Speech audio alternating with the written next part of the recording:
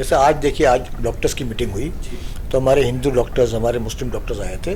उन्होंने ये तय किया है कि 28 तारीख को पूरे हिंदुस्तान में तमाम डॉक्टर्स अपने मरीज़ का फ्री इलाज करेंगे, चाहे किसी भी कौम का रहा हो।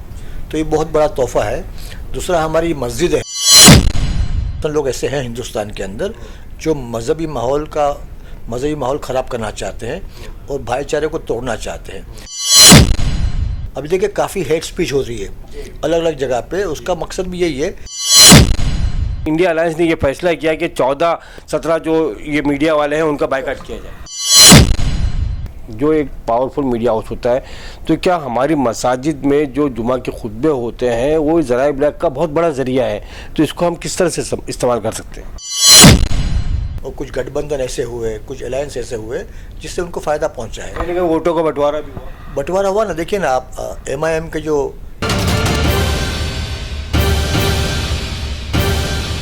दोस्तों, अस्सलाम वालेकुम व रहमतुल्लाहि व बरकातुहू।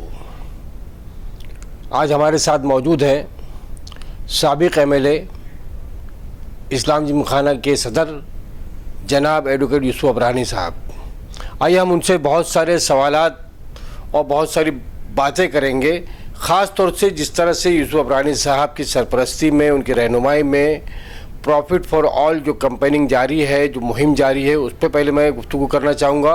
और उसके बाद में जो महाराष्ट्र के जो मौजूदा हालात है, मुल्क के हालात हैं, उस पर भी बात होगी। यूसुफ अबरानी साहब, आमना सामने मीडिया में आपका इस्तकबाल। अस्सलाम वालेकुम सर, सबसे पहले मैं ये जानना चाहूँगा कि ये प्रॉफिट ऑल का जो मकसद जो है और ये जो मुहिम जो है, वो मैं जानना चाहूँगा कि क्या मकासद है इसके? देखिए, आजकल जो पूरे देश का माहौल बन रहा है, जो नफ़रत, जो गुस्सा, जो नाराज़गी है, तो हमने सोचा कि हुजूर पाक के विलादत के मौके पर हम ऐसे कुछ काम करें जिससे हमारे गैर मुस्लिम भाई हैं उनको ये कम से कम मैसेज मिले कि इस्लाम मज़हब क्या है, हमारे हुजूर पाक की क्या टीचिंग्स है। काफ़ी सारी हदीसें हैं, उनको सुनने के बाद शायद उनके दिल में या उनके जहन में जो गलत फहमी दूर होगी और उनको भी हमसे प्यार होगा और दोनों कौमों को करीब लाने में की मेहनत है ये। और अल्लाह के रसूल की बहुत सारी हदीस ऐसी है कि उसको सुनने के बाद हमारे तमाम नॉन मुस्लिम भाई, उनको ये एहसास होगा कि हमारा मज़हब हमारा मज़हब क्या है और हम लोग क्या चाहते हैं। क्योंकि देश की आज़ादी में दोनों कौमों ने हिस्सा लिया और दोनों कौमों की मेहनत से ये देश आज़ाद हुआ है। तो हर कौम का देश पर उतना ही हक है जितना किसी और का। तो हम चाहते हैं कि कम से कम जो माहौल बन रहा है, नफ़रत का माहौल, गुस्से का माहौल, उसको कम करने में ये मदद होगी हमारी। तो हम लोग ने चैरिटी का काम बहुत सारे शुरू किए हैं। और चैरिटी भी मतलब किसी एक पर्टिकुलर हमारे मजहबी भाई के लिए नहीं, हिंदुस्तान के हर कौम के लिए। तो ये कोई कास्ट, कोई रिलीजन, कोई लैंग्वेज, कोई मतलब बैरियर नहीं रहेगा उसका। जैसे आज देखिए, आज डॉक्टर्स की मीटिंग हुई तो हमारे हिंदू डॉक्टर्स, हमारे मुस्लिम डॉक्टर्स आए थे। उन्होंने ये तय किया है कि 28 तारीख को पूरे हिंदुस्तान में तमाम डॉक्टर्स अपने मरीज़ का फ्री इलाज करेंगे, चाहे किसी भी कौम का रहा हो। तो ये बहुत बड़ा तोहफ़ा है। दूसरा, हमारी मस्जिदें हैं, मदरसे हैं, वहाँ से गरीबों को इमदाद होगी। जैसे स्विंग मशीन है, हैंडीकैप की गाड़ियाँ हैं, राशन किट्स है, फ्रूट पैकेट्स है, ये सबको बांटे जाएंगे हर मस्जिद से। इससे क्या होगा कि अच्छा प्यार मोहब्बत का माहौल फैलेगा। जैसा मुस्लिम और हिंदू बाजू बाजू में रहते हैं, तो हमने ये भी कहा है कि हर मुस्लिम को चाहिए कि 28 तारीख के दिन अपने नॉन मुस्लिम दोस्तों को घर बुलाए, साथ में खाना खाए और अपने कुछ कुरान की बातें, कुछ हदीस की बातें बताए उसको, ताकि उसको भी अच्छा लगे। और फिर मस्जिद का विज़िट है, हमारे हिंदू भाइयों को मस्जिद में बुलाया हमने ताकि मस्जिद को देखें और इनको मालूम हो कि हम लोग किस तरह इबादत करते हैं। और मतलब ऐसी जो उनके जहन में बहुत सारी गलत बातें हैं वो दूर हो जाएगी। तो ये कोशिश ये है, सिर्फ ये कोशिश ये है कि प्यार मोहब्बत का माहौल बने, लोग करीब आएँ और नफ़रत ख़त्म हो और प्यार बढ़े। अबरानी साहब, ये मैं जानना चाह रहा हूँ कि ये हुजूर सल्लल्लाहु अलैहि वसल्लम की सीरत जो है, ये तो हमारे लिए हमेशा जो है मशाल राह रही है। तो ऐसी क्या आखिर नौबत आ गई आज की भारत में कि हमें ये अपना किरदार पेश करना पड़ रहा है? उसकी वजूहात क्या है? क्योंकि हमारा कल्चर, हमारी तहजीब हिंदू मुसलमानों की कि जो हज़ारों साल से हम साथ रहते आ रहे हैं और हमने साथ रहा है, साथ हमारा ताल्लुक़ कभी ख़त्म होने वाला नहीं है। तो क्या वजह है इसकी? देखिए, इनके जहन में बहुत सारी ऐसी बातें हैं कि पुराने बादशाह थे या जिन्होंने हुकूमत की है, जिन्होंने हिंदुस्तान पर बार बार अटैक किया है, और काफ़ी नुकसान पहुंचा है देश को, और यहाँ से कुछ बहुत सारा सामान, बहुत सारा पैसा, सोना लेके चले गए। तो वो बादशाह थे, वो हुकूमत के लिए करते थे, मज़हब के लिए कुछ नहीं किया उन्होंने। और देखिए कि बहुत सारे उनकी ये ऑब्जेक्शन है कि पहले हम पे बहुत जुल्म हुआ है या फोर्सेबल कन्वर्जन हुआ है, वो भी इनके दिमाग में गलतफहमी है। तो ये सब बातें हम चाहते हैं कि कम से कम अल्लाह के रसूल की हदीसें हैं, कुरान पाक की जो बातें हैं वो तक पहुँचेगी तो उनको ये मालूम होगा कि इस्लाम ताकत के बल पर, तलवार के बल पर उससे नहीं फैला। इस्लाम अखलाक से, प्यार मोहब्बत, भाईचारे से और बहुत सारी ऐसी बातें जिसको देखकर लोग ने इस्लाम कबूल किया है। और ये मज़हब बहुत, देखो एक सिंपल बात बता रहा हूँ कि इसमें ये कहा गया है कि अगर आपका पड़ोसी भूखा है तो आप खाना नहीं खा सकते। अगर आपका पड़ोसी भूखा रहा और आपने खाना खा लिया तो आप मुसलमान नहीं हो। अच्छा, पड़ोसी भी कोई हो सकता है ना, चाहे हिंदू हो, चाहे क्रिश्चियन हो, चाहे जूस हो, या कोई भी कौम का हो। तो ये सब टीचिंग्स बहुत प्यारी टीचिंग्स है। ये जब लोग सुनेंगे और उनको महसूस करेंगे तो उनको लगेगा कि भाई जो हमारे जहन में इस्लाम के ताल्लुक से गलतफहमियाँ हैं वो दूर हो जाएगी। मैं ये कहना चाह रहा हूँ कि हिंदुस्तान की आज़ादी के बाद में मुख्तलिफ हुकूमतें रहीं, लेकिन हम ये देखते हैं कि 2014 के बाद में जिस तरह से मुसलमानों की छवि पेश की जा रही है, मुसलमानों का किरदार पेश किया जा रहा है, मुसलमानों जो दिखाया जा रहा है, कहीं ना कहीं आतंकवादी कहा जा रहा है, पाकिस्तानी कहा जा रहा है, तरह तरह के इल्ज़ाम लगाए जा रहे हैं। तो क्या ऐसे वक्त में ये आपको महसूस हुआ कि इस तरह की कंपेनिंग की बहुत ज़्यादा ज़रूरत है? देखिए, हमारे जो 2% 3% लोग ऐसे हैं हिंदुस्तान के अंदर जो मजहबी माहौल ख़राब करना चाहते हैं और भाईचारे को तोड़ना चाहते हैं। ये सिर्फ इलेक्शन के फ़ायदे के लिए, ये प्योर सियासत है, उसका कोई मतलब नहीं है। हिंदू भी इस्लाम की उतनी इज़्ज़त करता है, इस्लाम को मानने वाला हिंदू की इतनी इज़्ज़त करता है। हमारे मराठा हैं, हमारे गुजराती भाई हैं, सब में अच्छा भाईचारा है। लेकिन कुछ 2-3% लोग दोनों जगह ऐसे हैं जो माहौल ख़राब करते हैं। जज्बाती बातें हमारे लोग भी करते हैं, जज्बाती नारे वहाँ से भी आते हैं, तो इसलिए माहौल ख़राब होता है। और ये प्योर सियासत है, इसमें किसी के जहन में ये कुछ नहीं है। वो इलेक्शन जीतना चाहते हैं, हिंदू मुस्लिम डिवाइड करना चाहते हैं। आप देखिए टीवी के ऊपर डिबेट्स होती है तो ये बार बार हिंदू मुस्लिम इसलिए करते हैं ताकि किसी पर्टिकुलर पार्टी को फ़ायदा पहुँचे। कहीं ना कहीं सर ये 2-3% लोगों से तो हुकूमतें नहीं बनी है ना। एक बड़ा तबका जो है ये भगवा सरकार, जो आरएसएस का जो टोला पहने हुए हैं या जो आरएसएस के लोग हैं, इन्होंने हुकूमत बनाई है। ये 2-3% से तो सरकार नहीं बनी है। कहीं ना कहीं एक बड़े तबके में गलतफहमी पैदा हुई है। नहीं, ऐसा नहीं। देखिए, लास्ट टाइम जब पहली बार प्राइम मिनिस्टर मोदी आए तो उनका वोट शेयर था 31%, 69% उन्होंने खिलाफ वोट दिया। लेकिन मायावती की 22% वोट आए, लेकिन सीट एक भी नहीं आई। तो ये इलेक्ट्रोल उसमें फ़र्क पड़ता है, वैसा है नहीं। 95% हिंदुस्तान का आदमी सेक्युलर है, 95%। हाँ, ये है कि उनका जो कैंपेन होता है, ह्यूज कैंपेन होता है, फिर बाद में मीडिया का साथ है, प्लस मतलब इलेक्ट्रॉनिक मीडिया में बार उनको दिखाया जाता है, उनके डिबेट्स होते हैं, उनकी फ़ोटो, उनके बारे में उनकी तारीफ़ होती है, तो उसका एक इम्पैक्ट होता है पब्लिक पर। तो उसी हिसाब से पब्लिक ज़्यादा 2 बार कामयाब हुए। लेकिन यह है कि हिंदुस्तान का आदमी सेक्युलर है। आप देखिए भारत जोड़ो यात्रा कितनी कामयाब रही, 95% उसमें हिंदू थे, हम लोग 5% 10% थे। लेकिन तो इससे ये होता है कि हिंदुस्तान का हिंदू भी मतलब ये सेक्युलर है, उसको कोई मतलब नहीं है। ये जो थोड़े बहुत लोग माहौल ख़राब करते हैं तो ये पॉलिटिकल फ़ायदा उठाने के लिए करते हैं, ये हमने महसूस किया है। अभी इसके बाद के इलेक्शन में थोड़ा वोट शेयर बढ़ गया क्योंकि बहुत सारी बातें उसमें होती है। कुछ जगह पे कुछ सेक्युलर पार्टी कमज़ोर हुई है और कुछ गठबंधन ऐसे हुए, कुछ अलायंस ऐसे हुए जिससे उनको फ़ायदा पहुंचा है। वोटों का बंटवारा हुआ ना। देखिए ना आप, MIM के जो हमारे साथी हैं वो ऐसी जगह से लोग खड़ा करते हैं जहाँ से उनके जीतने के बिल्कुल चांस नहीं रहते, लेकिन वो इतने वोट ले लेता है कि सेक्युलर पार्टी का आदमी हार जाता है। तो ये इसका इम्पैक्ट होता है ना। उन्हें जो है ये तो बहुत लंबी चली जाएगी, बात बहुत दूर तक चली जाएगी अगर MIM की बात करें या इस तरह की पार्टी की बात करें। मैं उसी मुद्दे पे आऊँगा कि भारत में जिस तरह से कांग्रेस की हुकूमत थी और कांग्रेस ने लगातार 60-65 सालों तक हुकूमत की और आप कांग्रेस के लीडर भी हैं, ये हुकूमत जब 14 में आई तो ख़ास तौर से करप्शन और महंगाई को लेकर आई।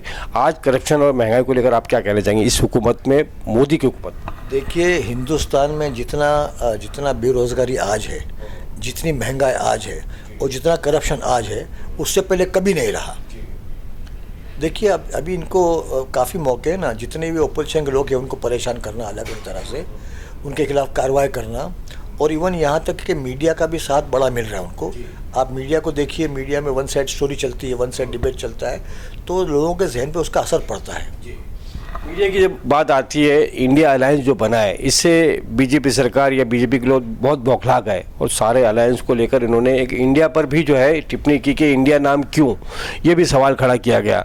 और इंडिया अलायंस की जो मीटिंग यहाँ पर अभी हुई थी हाल ही में बॉम्बे में, नेशनल मीडिया ने उसको बिल्कुल कवर नहीं किया, नज़रअंदाज किया। उसके बाद में इंडिया अलायंस ने ये फैसला किया कि 14-17 जो ये मीडिया वाले हैं उनका बायकॉट किया जाए। देखिए 14 एंकर्स के बारे में आप देखिए, उनका पुराना रिकॉर्ड देखिए, पिछले 9 सालों में इतने गलत डिबेट किए, इतनी गलत बातें उन्होंने फैलाई है। खास करके आप देखिए तबलीग जमात का कोरोना का लेके उन्होंने कितना बदनाम किया। अल्टीमेटली सुप्रीम कोर्ट को कहना पड़ा कि इसमें इनका कोई इन्वॉल्वमेंट नहीं है। तो लेकिन उनका मकसद तो हल हो गया ना, एक नफरत का माहौल तो पैदा कर दिया उन्होंने। तबलीगी जमात तो एक सिंबल था पूरा मुसलमानों को बदनाम करने की। बिल्कुल बिल्कुल, पूरे मुसलमानों को बदनाम करने की। मैं कहता हूँ कि ये पूरा जो एलिगेशन था या ये तैयार किया गया था पर्पसली, मतलब लोगों को इम्प्रेस करने के लिए या उनके जहन में मुसलमानों की गलत तस्वीर पेश करने के लिए। तो वो तो सुप्रीम कोर्ट ने कहा। अभी देखिए काफ़ी हेट स्पीच हो रही है अलग अलग जगह पे। उसका मकसद भी यही है कि हिंदू मुस्लिम में तनाव पैदा करो ताकि उसका पॉलिटिकल फ़ायदा पहुंचे एक पर्टिकुलर पार्टी को। ये तो साफ़ है आपके सामने। अब ये 14 एंकर को जो बैन किया गया, ये बैन तो क्या कि उनके प्रोग्राम में हमारी पार्टी के या अलायंस पार्टी के लोग नहीं जाएंगे, तो उससे काफ़ी बौखलाए हुए हैं लोग। क्योंकि बड़े बड़े जो इनके सेमिनार होते हैं, बड़े बड़े इनके प्रोग्राम्स होते हैं, उसमें इन पार्टियों का साथ नहीं मिलेगा। तो उनको इस बात का एहसास होगा कि हमने जो किया 9 साल वो गलत किया। हालांकि पत्रकार की आज़ादी पर बिल्कुल हमला नहीं है ये तो एक सबक सिखाना है कि आइंदा अगर आप ऐसा डिबेट करोगे तो हमारे पार्टी के, हमारे अलायंस के लोग नहीं आएंगे आपके उसमें। अब जब मीडिया की बात आती है तो मीडिया, जो नेशनल मीडिया है हमारा, जिसको चाटुकार भी कहते हैं, गोदी मीडिया भी कहते हैं, बहुत सारे रवीश कुमार जैसे भी जर्नलिस्ट हैं जिनका हम सम्मान करते हैं, और इस तरह के बहुत सारे इंडिया में बहुत ही अमन पसंद और सच दिखाने वाले पत्रकार हमारे पास मौजूद हैं। मैं एक बात और जानना चाह रहा हूँ आपसे कि मुसलमानों के पास कोई मीडिया हाउस नहीं है जो एक पावरफुल मीडिया हाउस होता है, तो क्या हमारी मसाजिद में जो जुमा के खुतबे होते हैं वो ज़राए इब्लाग का बहुत बड़ा ज़रिया है, तो इसको हम किस तरह से इस्तेमाल कर सकते हैं? देखिए ये क्वेश्चन तो हमारे उलमाओं को पूछना चाहिए। हम भी चाहते हैं कि हर जुमा को हमारी मस्जिदों से ऐसे मैसेज जाए जो यूनिटी के मैसेज हों, प्यार के मैसेज हों, या एक कुछ सबक देना है कौम को कि हमको किस तरह बिहेव करना है। हमारा एजुकेशन लेवल सबसे नीचे है, माली हालत सबसे बुरी है, हमारे प्राइवेट जॉब मिलते हैं, गवर्नमेंट के जॉब तो मिलते नहीं हमारे लोगों को। तो ये है कि हमको अपनी काबिलियत बढ़ानी पड़ेगी, एजुकेशन लेवल को और ऊंचा करना पड़ेगा और कॉम्पिटिटिव उसमें आगे बढ़ना पड़ेगा, तब जाके हम लोग इनका मुकाबला कर सकते हैं ना। लेकिन फिर भी हमको पूरी उम्मीद है कि आज का जो यंगस्टर है और आज का जो मिडिल क्लास है वो बिल्कुल सेक्युलर है, वो बिल्कुल किसी प्रोपोगंडा के उसमें नहीं आता। उसको तो रोज़ी रोटी की फ़िक्र है, जॉब की फ़िक्र है, महंगाई की फ़िक्र है उसको। तो समझते हैं कि कुछ बड़े मुद्दे हैं जिनसे ध्यान हटाने के लिए ये लोग एक गलत सलत डिबेट करते हैं, गलत सलत बातों को फैलाते हैं। लेकिन आज का इंसान समझता है। देखिए अभी इलेक्शन के जो रिज़ल्ट आ रहे हैं पिछले 2-3 साल से, वो हमेशा सब इलेक्शन इनके खिलाफ जा रहे हैं ना। और हमको उम्मीद है कि छत्तीसगढ़, राजस्थान और मध्य प्रदेश में ये हमारी पार्टी या अलायंस पार्टनर जो अच्छा परफॉर्म करेंगे, और 24 के लिए भी तैयारी अच्छी हो रही है। आपने इमामों के लिए भी मुहिम शुरू की थी जहाँ पर कि इमामों की तनख्वाहें बढ़ाई जाए। मैं उसी बात पे आ रहा हूँ कि हमारी मसाजिद के जो जुमा के खुतबे होते हैं तो इसमें सच को लेके, झूठ को, सच और झूठ में फ़र्क, उसके बाद में माशी सतह पर जो मुसलमानों की पसमानदगी है, तालीम है, इस तरह के बहुत सारे मुद्दे हैं जहाँ, और मुसलमानों को जो गलत छवि पेश की जा रही है उसको भी सही करने की कोशिश की जा सकती है। क्योंकि आमतौर से ये होता है कि जुमा के खुतबों में वही रिवायती खुतबे होते हैं, ठीक है, वो भी ज़रूरी है। अगर सीज़न के हिसाब से, हमारे त्योहारों के हिसाब से बकरीद है तो वहाँ पर बकरीद का खुतबा आ जाए, मुहर्रम में मुहर्रम का खुतबा आ जाए, लेकिन पूरा साल भर कहीं ना कहीं पैगाम जा सकता है ना पूरी कौम को। देखिए आपको सुनकर ताज्जुब होगा कि एक सर्वे हुआ है कि सिर्फ 3% लोग नमाज़ पढ़ते हैं, 3% ऑफ द कम्युनिटी। और जुमा का दिन या रमज़ान का महीना या ईद का दिन थोड़ा उसमें लोग बढ़ जाते हैं। तो अगर आपका इंसान मस्जिद जाएगा नहीं, नमाज़ पढ़ेगा नहीं, अल्लाह की और अल्लाह के रसूल की बातों पर अमल नहीं करेगा, तो तरक्की कहाँ से होगी?